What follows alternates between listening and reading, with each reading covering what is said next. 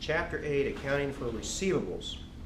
And so this chapter is about going through and looking at money that we're going to collect from other people or other companies in cash.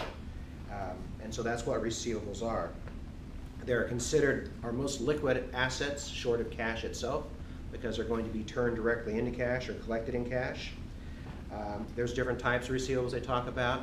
Mainly we're going to talk about accounts receivable, and those are amounts of cash you're going to receive from customers where you are going to be paid for products or services that you've provided in the past and they're going to pay you in the future, and that's what the account receivable is. It's a current asset that you're recording where somebody owes you the money because you provide that good or service. They also talk about notes receivable. They're a little different because they're typically written. An accounts receivable is usually kind of a standing trade credit, usually 30 days or less. Notes payable typically are more formal and they go a little further. We'll talk about those. And then you can have some other receivables that are, if you give money to a utility company, for example, for a deposit or something, that can be reported as a receivable. That's considered an other asset. But primarily accounts receivable are current assets. They talk about when you record or recognize an account receivable, it's whenever you have the sale. So when you provided the good or service or the customer has taken ownership of the product, the inventory, that's when you had a sale, so you record it. And they talk on the top of page 359 about how you record the sale for accounts receivable. These are the same entries you did in the last chapter when we were doing that in chapter 5, so I'm not going to go through those again. But what you do is you record a debit to the asset accounts receivable, and then you credit the sales revenue account for whatever the service item is.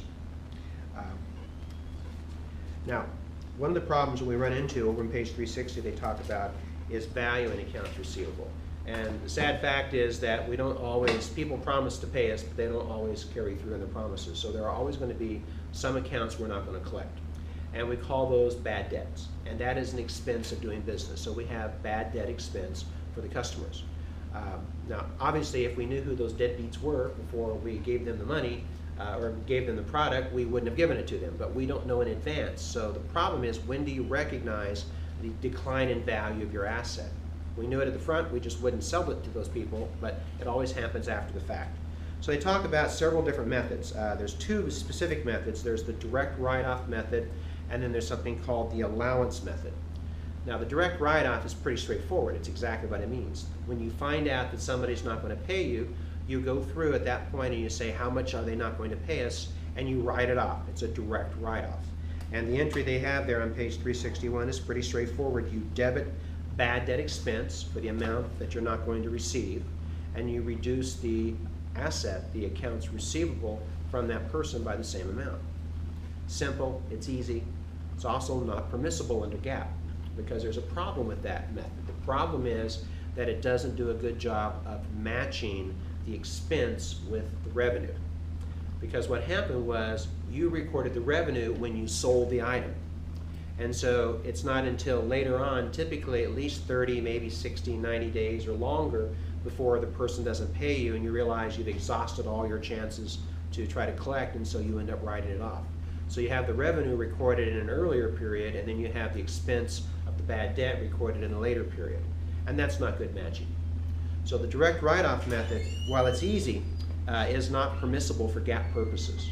Oddly enough, it's the one that's permissible for tax purposes, but you can't use it for GAAP. So what we're going to talk about is where we go through and use the allowance method.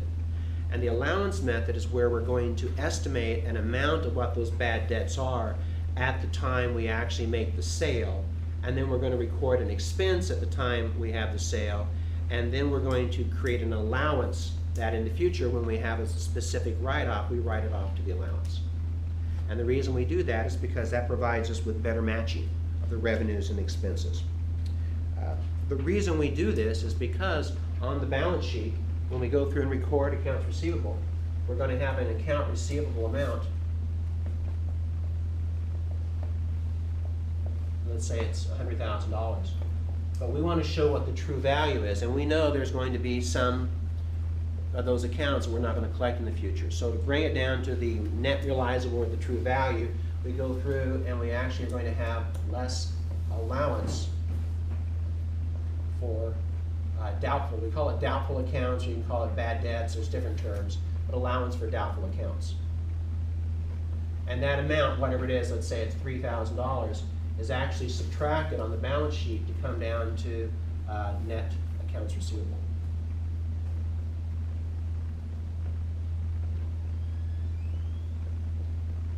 So that way we show what our gross receivables were, what our allowance is, what we think the bad debts are going to be, and then we also show what our net number is. So the balance sheet is showing the proper value of that asset. Now what we're going to focus on is how you find this number, because there's a couple of different ways we can do that. One focuses on the sales approach, and one focuses on the actual accounts receivable. So we're going to go through those two methods. So on the top of page 362, they talk about the 3 steps we're going to go through to find out what this number is. The first step we're going to go through and do is we have to estimate what the amount of the collectible accounts are. And again, like I said, there's going to be 2 methods we're going to use for that. Then we go through, and once we've done that, we're going to do adjusting journal entry to record the amount to the allowance account. So this is one of those adjusting journal entries that's done at the end of each accounting period. Otherwise, we wouldn't be adjusting the balance sheet and we wouldn't be showing the bad debt expense properly. And then the third step is when we go through and we write off an actual bad debt, we're not going to write it off to bad debt at expense in the period that we know it's bad. We're going to write it off to the allowance account. So we're going to walk through those examples now. Okay. So on page 362, they actually go through and they say, okay, we're going through, and in this particular case, they say we had credit sales of $1,200,000 in 2017. And so they're going to go through and they say of those we had $200,000 that was uncollected at the end of the year. So they've estimated of those $200,000 that haven't been collected at the end of the year, about 12,000 of those are going to be uncollectible at some point in the future.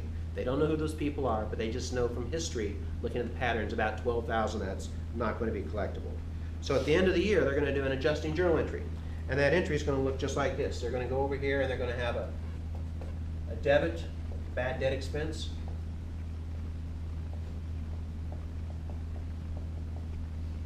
And they're going to put that $12,000 in, because that's an expense for that period. That's when we're going to match it against the sales. And then we're going to have the allowance for doubtful accounts.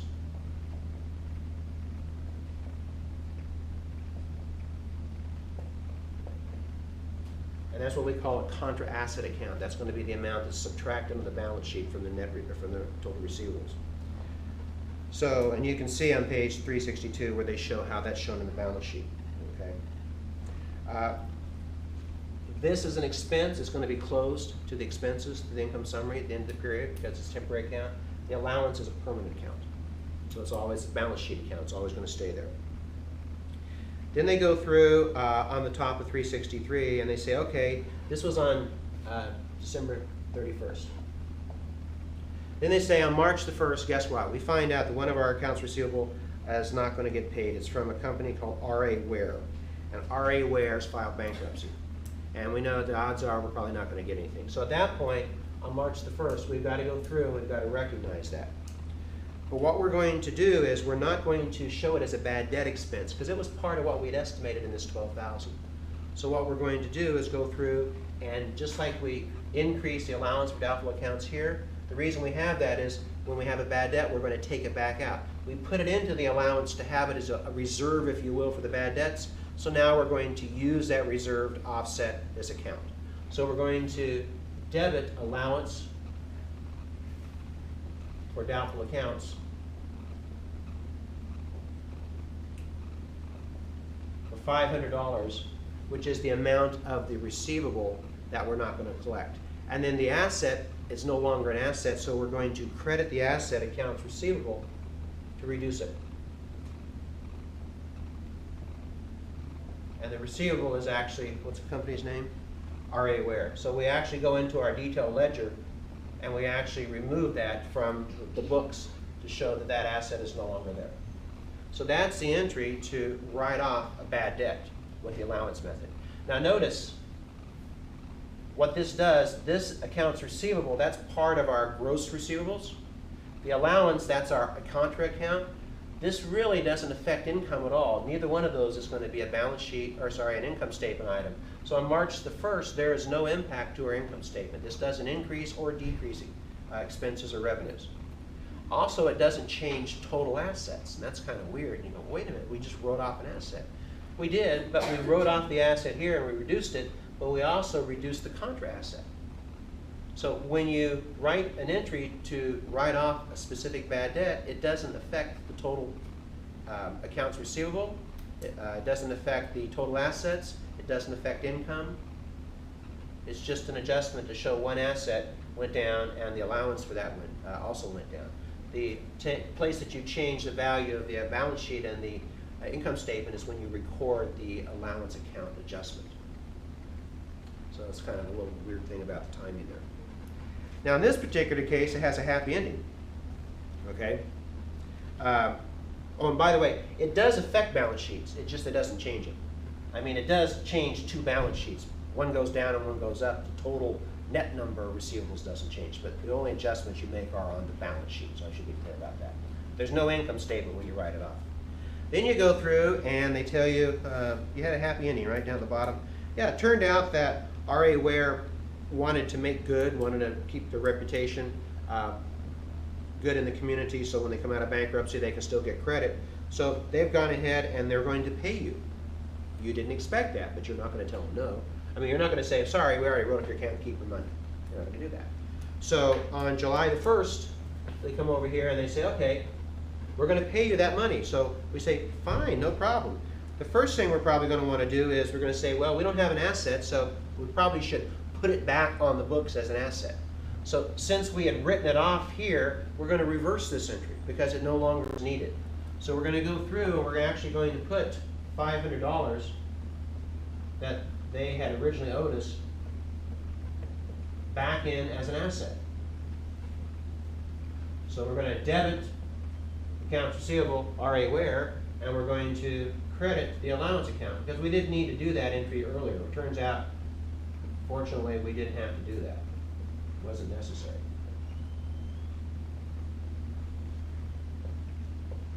So the first thing we do is we go through and we reverse the March 1st entry. But all that does is put things back like it was before we wrote it off. What has happened? What have we got?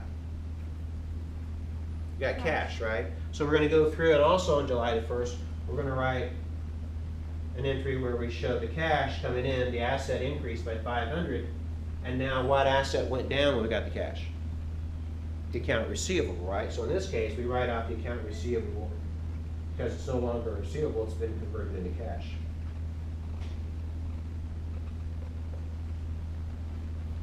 So those would be the entries you would do to record the adjusting entry to put the expense in for the period and to adjust the allowance to the proper balance. This is what you would do on March the 1st to show the write-off of a specific bad debt where you increase or decrease the receivable and you also decrease the allowance account. And then on the day that you actually receive the money, you actually have two entries. One to reverse the entry where you had reduced receivables and reduced the allowance, so you back that one back out, and then you actually show the increase in cash. So pretty sure that's something you're probably going to want to be able to do on the test, because I think I'm going to ask you to do those entries. So you should be comfortable with those. So make sure you know those entries on page 362 and 363.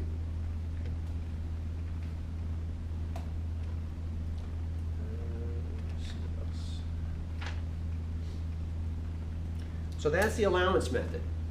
Now, again, how do we come up with this number right here? Well, there's a couple of different approaches. They talk about over on page 364 and 365. There's what they call the percentage of sales, and there's the percentage of receivables, okay? So let's do the percentage of sales first. It's probably the easiest one. And so on the percentage of sales method, all you're going to do is you're going to go through and you're going to look at how much your sales were. Some companies use total sales, some companies use credit sales, but what they do is they look at the history and they see over the last few years what percentage of those sales in a period later on ended up being uncollectible. And they come up with some sort of an estimate based on a percentage. So in this particular case, they say they had credit sales, so they use credit sales. So their credit sales were 800,000. And so they go through and they say, okay, we're going to look at our history, and we see that the bad debt allowance, okay, the bad debt percentage is about 1%. So they go through and they say that works out to be $8,000. So that's what we think our bad debt expense should be for this period. And so what they do at the end of the year, just like we did over there with that example, this is a different example, they go through at 12/31 and they record $8,000 to bad debt expense.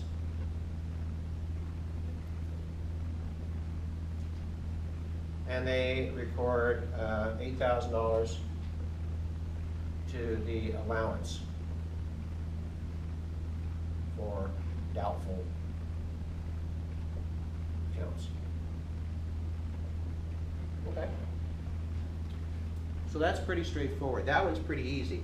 And it's always, the bad debt expense is always going to be whatever the percentage tells you. So you don't really care about what balance you might have in the allowance account before. You just put whatever you need into the expense, and the rest goes into the allowance account. So what would happen would be your allowance account would look something like this. Let's actually do it this way. Let's do the T accounts. So you have bad debts, expense, and then you have the allowance for doubtful accounts.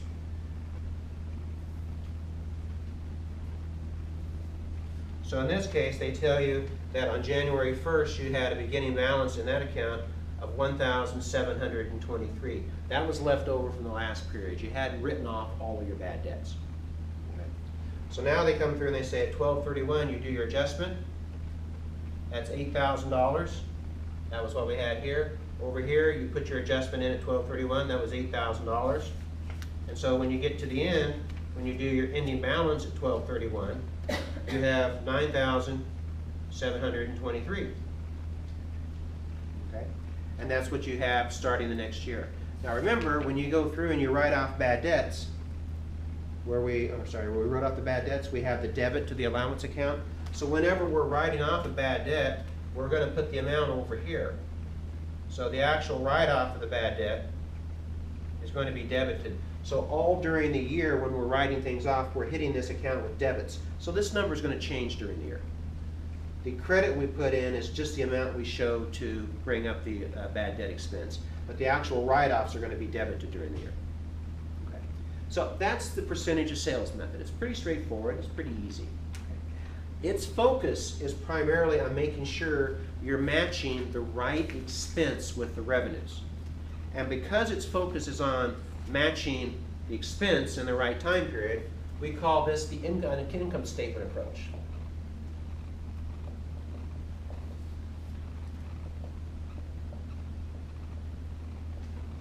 Because the focus is on making sure that the income statement is correct. Now, the second method, see what else, is there anything on there? This emphasizes the matching of expenses with revenues. That's why it's called the income statement approach, percentage of sales. Yeah, I think we're good. The next one we're going to talk about, draw a line here, hopefully I left enough room, I'm trying to get better at my whiteboard management, is what we call the percentage of receivables.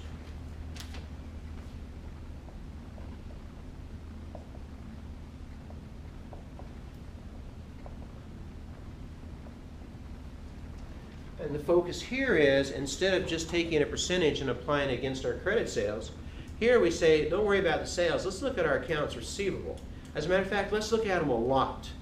Let's go through and let's get all the people that owe us money, and let's look and see how much they owe us and how long they've owed us that money. And we do what's called an aging account. And you can see that in the middle of page 365, illustration 8.8. They actually put each person's name down and they say, okay, do they owe us 1 to 30 days? Or have they owed us money for 31 to 60 days? Have they owed us money for 61 to 90? Have they owed us money for more than 90 days? The point is that as people owe you money longer, see, all of these are supposed to be paid in 30 days or less. That's the rule on accounts receivable. If it goes more than 30 days, you're probably going to have a note receivable. So anytime somebody's over 30 days, they're already delinquent, they're already late. So there's a problem. So the idea is if the further out it goes, the more problem it is, the greater chance you're not going to get your money. So what you do, again, based upon your history in the past, you look and see when an account gets this old, how many of those accounts ultimately are written off. And you come up with some sort of a percentage. So on the illustration on the worksheet on page 365, they go through and they put all the 1 to 30s in one category and all the 31s to, you can almost do it this way. I'm going to take what they did here and turn a little sideways. But you can take all the 1 to 30 days, which they showed was 5,700, and then all the 31 to 60 days, which was 3,000, and then all the 61 to 90 days, 61 to 90 was 2,000, and then all the over 90 days, and they went through and looked at each individual account that they had. So really it's a good way to see what your receivables look like. That was 1,900. So if I did that right, they should have had, I don't even know what that works out to be, however much the receivables are. 20, it looks like 12,600. I think that's right. And then they said, okay, based upon the amount, the dollar amount, we have some sort of an experience where we have a percentage.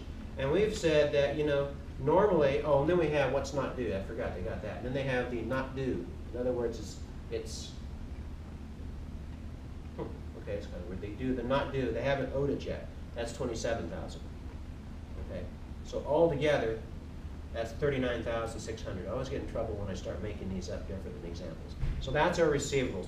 This should be at the beginning. Okay. And then they go through and they say, okay, this 2% of these end up being bad. 4% of these end up being bad, is our history. 10% of these end up being bad. 20% of these end up being bad. By the time we get over 90 days, man, it's really hard to get that, because if they're that late, they're probably really in trouble. And so we extend that out, and that gives us what our estimated bad debts are. So in this case, that would work out to be, see what my number is, 228.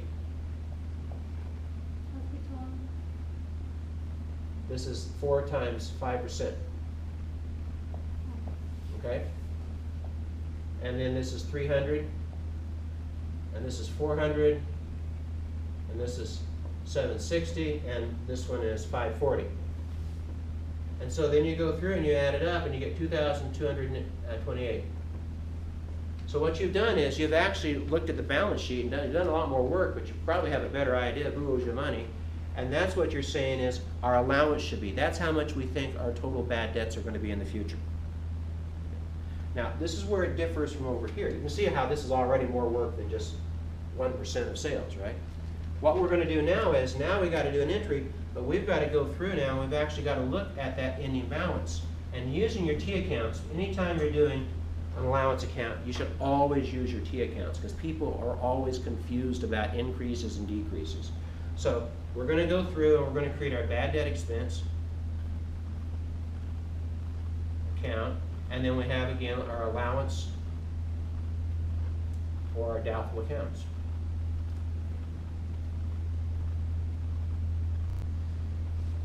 And we have our T account? Oh, they do, okay. In this case, on this example, we had a beginning balance. Our beginning balance was 528. Instead of just taking that 2,228 and adding it in like we did over here when we used the percentage of sales, what we're saying is we're concerned about what our ending balance should be. And what are we saying our ending balance should be for how many of those accounts we think are going to be bad? That number, right? So we're going to make that number the ending balance, 2,228. Which means if we have the credit at 528 and we want it to be 2,228, what do we need right here? We need an adjustment. So our entry becomes 1,700. And that's the amount that we then have over here to show our bad debt. So here, we adjust our bad debt expense, whatever's needed in expense, to get our allowance to what we think is the right number. So the focus over here is on the balance sheet. This is called the balance sheet approach. Because the approach here is trying to make sure that we have the most accurate net realizable value for the accounts receivable asset recorded on the balance sheet. And what people always do, and they always mess this up, they take this number and they go through and they make that the adjustment, and then they don't make it the ending balance and find the difference. They make that the adjustment because that's what they're doing over here, and they always end up with the wrong journal entry and they end up with the wrong ending balance. So in this case then, the journal entry is going to look like this. It's going to be the same accounts we did over here, bad debt expense and allowance. So we have bad debt expense, but it's the 1,700 because that's what we needed to add to this account. Here we go, allowance account.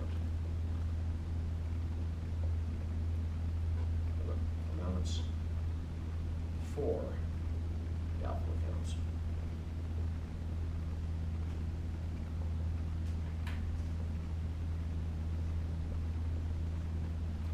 So using your T accounts will keep you from making the common mistake of finding this number and then going through and just saying that's my entry and crediting allowance for doubtful accounts for the full amount and debiting the expense for the full amount. Okay, so always do the T account. What'll also mess you up is what happens if you end up having a debit balance. What if this was over here? 528 was your debit balance. Then you subtract them. Yeah. Could that happen? Yeah. It could, because remember, we're debiting, over here I said we're debiting all during the year, all the write-offs.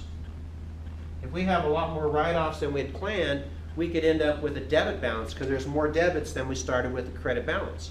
So you could end up with a debit balance. If that was the case, you wouldn't need 1,700. If you have a debit of 528 and you need to get to 2228, you need to, oh, I didn't make this easy, did I? You need to have a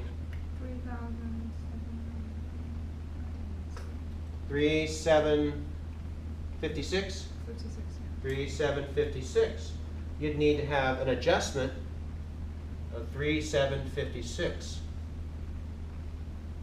And I think some of the homework problems might give that to you where they say you have a debit balance in the allowance account instead of a credit. That's important to know. So anytime you're doing anything with the allowance account, always do your T account, okay? Because people will always mess that up if they're trying to just do it in their head, okay? Which way's best? They're both fine.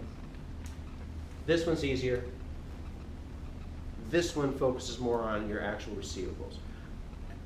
Personally, I'm a detail guy, so I'd want to know who owed me money, because this might, by going through and doing this at the end of a period, it's going to cause me to say, wow, I better call such and such. He's 60 days overdue. That's not normal. I better find out what's going on, right? So I think this is a little bit more proactive of an approach, but it takes more work. You should probably be comfortable doing something like that. I think one of the homework problems I gave you was going through and plugging in the accounts and the percentages and calculating that number. I suspect that's something that'd be useful to know for the test. So you might want to play with that a little bit. Okay. What else about receivables? Those are the two big things. It's just making sure that you know the different methods. The balance sheet approach focuses on net realizable value and making sure the assets are properly stated, and you find the ending balance, and then your adjustment is whatever you need to get to the proper ending balance in your allowance account. Percentage of sales is easier, focuses on the income statement, making sure you have the right expense, and then going through and then just recording whatever you needed as an expense, and it really doesn't care about the allowance ending balance. Its thought is, if this number here gets way out of whack, you probably need to change your percentage. And if you end up with more debits, maybe you need to increase your percentage. If you end up with too many credits, it keeps getting bigger, maybe you're estimating too high a percentage. But you're always going to just record what you need as a bad debt expense and then put the different, or the amount that you need to offset that in the allowance account. On page 367, they talk a little bit about selling receivables. It's called factoring. If you don't want to wait for the people to pay you, you can actually find companies, banks or finance companies will pay you and they'll charge you a fee. So you get your cash early, but you usually pay a pretty high fee. They only charge 2% there. It's usually more than 2%. It's probably closer to 10%. So it's a pretty expensive way to get money if you need that for your cash. Okay, but I wouldn't worry too much about that. Credit card sales on the top of page 368.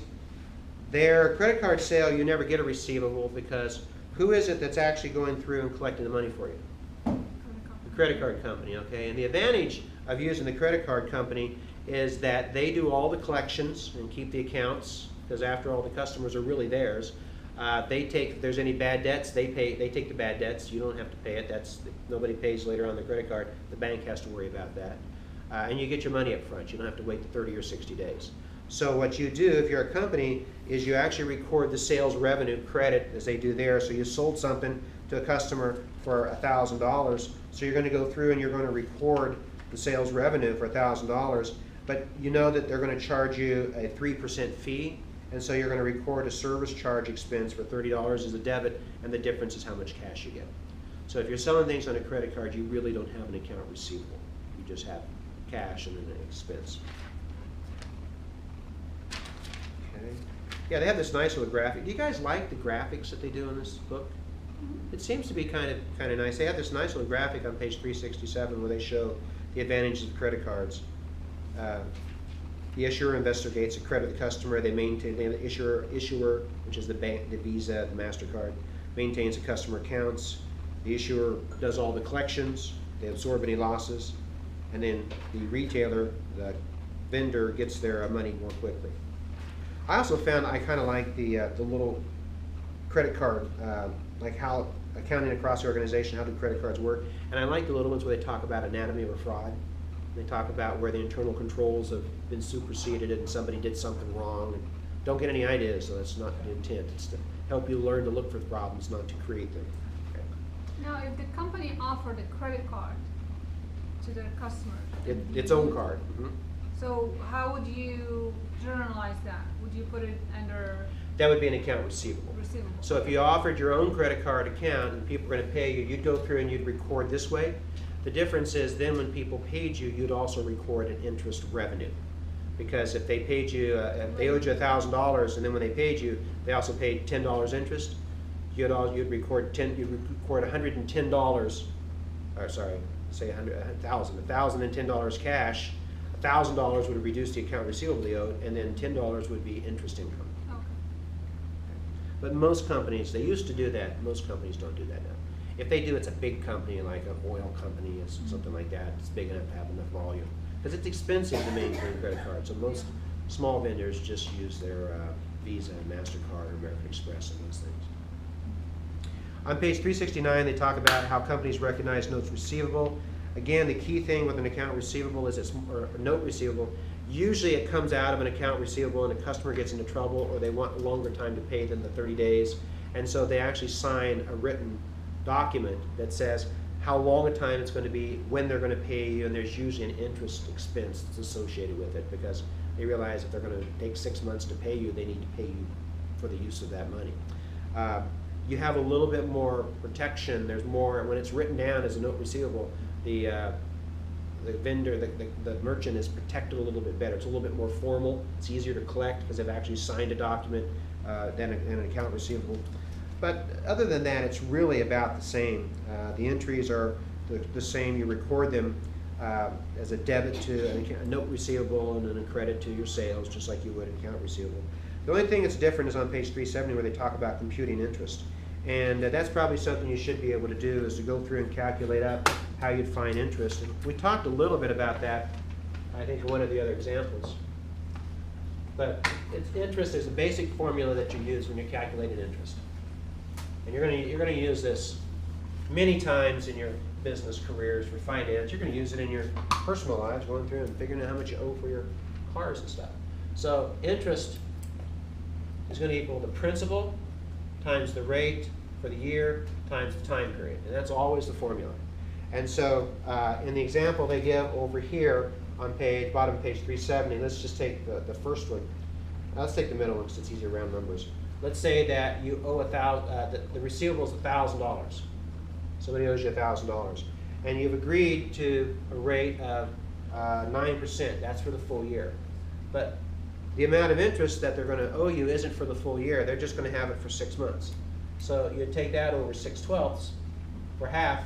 So that works out to be $45. You can also do days, so that could also be written as 180 over 360. Usually we use 360 days. If you did 1 month, you could do 30 over 360. So if you want to do it by days, you can be more accurate by using the number of days. And then they go through and talk about when you have a note receivable, you record it, like I said, as an asset. A note receivable on page 371 is a debit, and then the account receivable, in this case, they've taken it out of the account and made it into a note. And then when you record the interest, you do record the interest each period. So you should go through at the end of each month and calculate up how much interest that you have, because it's an accrual, because you're earning the interest each month. So if they're not going to pay you for 6 months, you're going to go through at the end of every month and you're going to record not this amount, but 1/12, which would be, I guess, about $9. So you're going to debit interest receivable, or note receivable, I guess probably interest receivable is what I'd set it up as, and then you're going to credit interest revenue.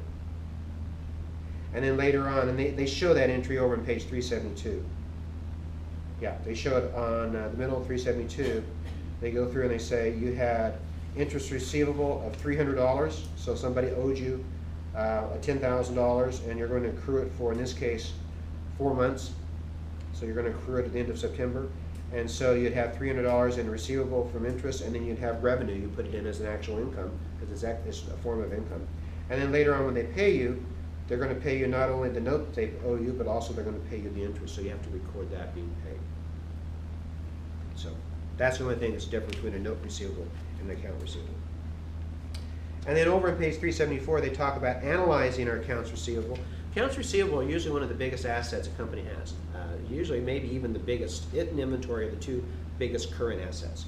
And so making sure you understand how much money you've got tied up in your receivables is important, because if you start loaning money to your customers, because that's what you're doing with the receivable, you're selling them product and they're not paying you, so basically you're loaning them that money. If they don't pay you back, it can make it hard for you to maintain your liquidity and the cash you need to pay your bills. So companies need to watch that, and if there starts to be a problem, they need to get right on top of it really quickly. That's one of the reasons why this is a good way of looking at it. You start to see if you have a problem account, who it is, so you can do the collections faster. So 2 ways you can analyze that on page 374 are looking at something called the accounts receivable turnover, and then looking at something called the average collection period in days. And these are little ratios that companies who have receivables often will run to see if there's any change in them.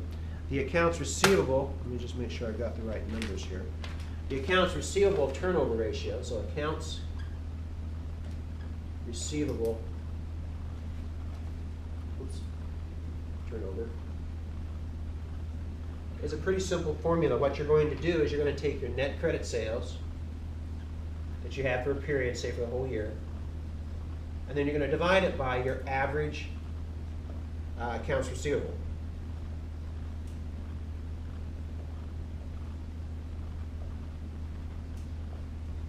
And so in this example they have here, they go through and they tell you we had $38,029 were our credit sales. And then during the period, at the beginning of the period, we had $4,369 in our accounts receivable. And at the end of the period, we had $5,470. So we're going to add those two together and divide it by 2 to get a simple average. And that number, that average number divided into that, works out to be 7.7 times. Now, the problem is nobody really knows what that means, because it's a ratio. And ratios is something we haven't talked about since, what, 3rd grade, so nobody really remembers how they work. But the idea is typically when you have a higher number, that means that you're collecting your money more quickly. Okay? So a higher number is going to be better. Lower numbers means it's taking you a long time to collect your money. A better ratio uses this information, but it puts it into terms that people can relate to. And that's the average collection period in days. Okay? So the average collection period in days says, let's take 365 days in a year, okay, makes sense, and divide it by our accounts receivable turnover ratio.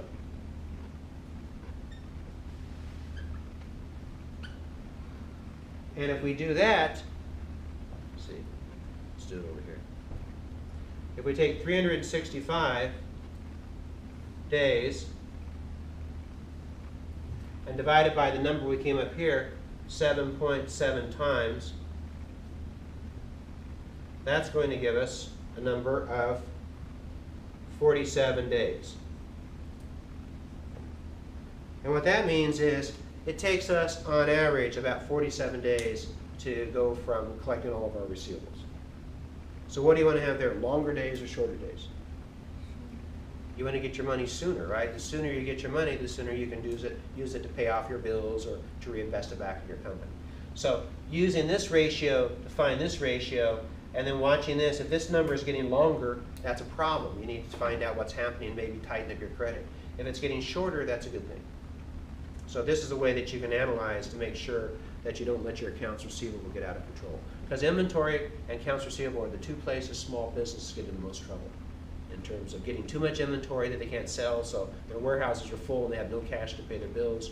Or they're selling a lot of stuff, but they're selling it to the people who won't pay them. And again, they don't have any cash to pay the bills, so they get themselves into trouble. Okay? And that's pretty much Accounts Receivable, Chapter 8.